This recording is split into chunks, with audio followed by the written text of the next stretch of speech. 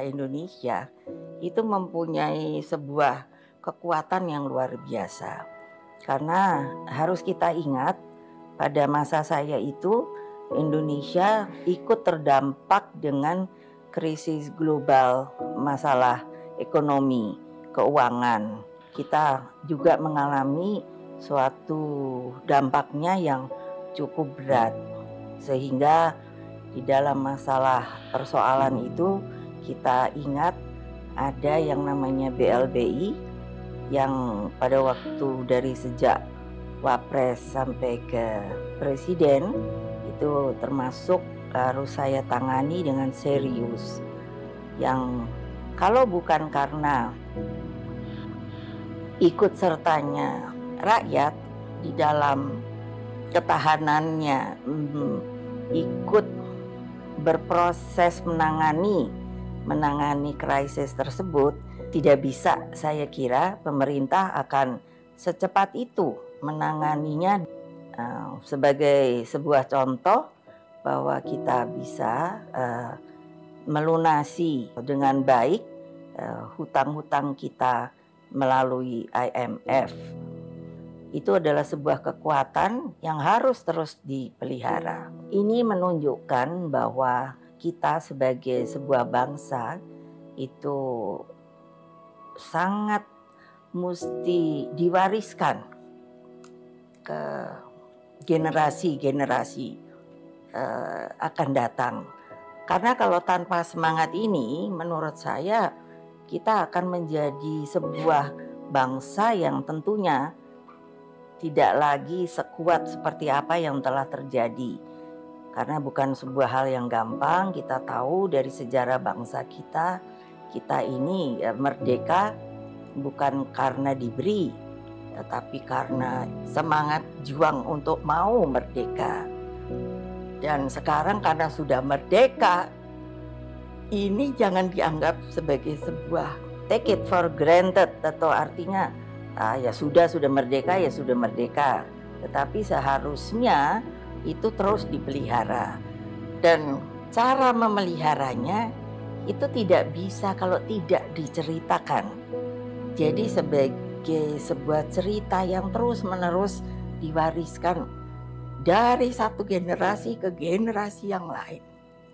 Nah, sekarang sebagai sebuah contoh pandemi, kan kita sendiri bisa melihat dan kita sendiri diakui bahwa kita pun mampu dalam mengatasi proses COVID-19 ini dengan baik.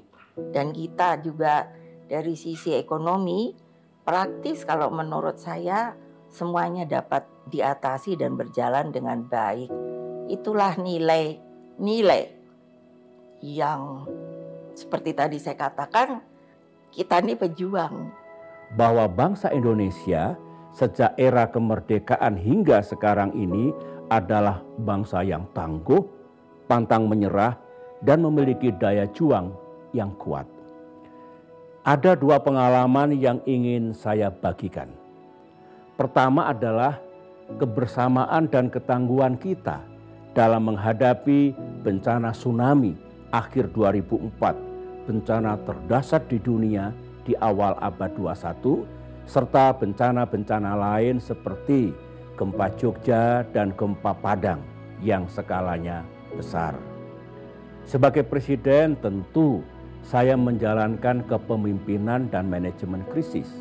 Saya mencatat kebersamaan dan kerja keras kita dulu sungguh luar biasa besarnya. Akhirnya alhamdulillah bencana bisa kita atasi dan semua daerah yang terkena bencana bisa kita bangun kembali. Contoh yang kedua adalah ketika Indonesia terdampak oleh krisis ekonomi global tahun 2008 dan 2009. Krisis yang merontokkan ekonomi hampir semua negara.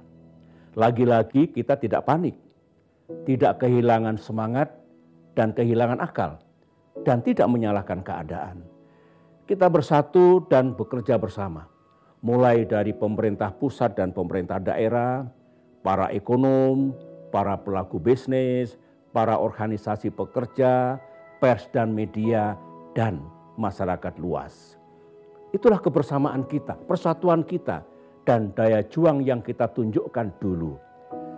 Ekonomi kembali tumbuh rata-rata 6% setelah itu, dan kesulitan rakyat bisa kita kurangi secara signifikan. Saya yakin generasi bangsa Indonesia manapun akan tetap memiliki ketangguhan dan daya juang ini. Dirgahayu Indonesia.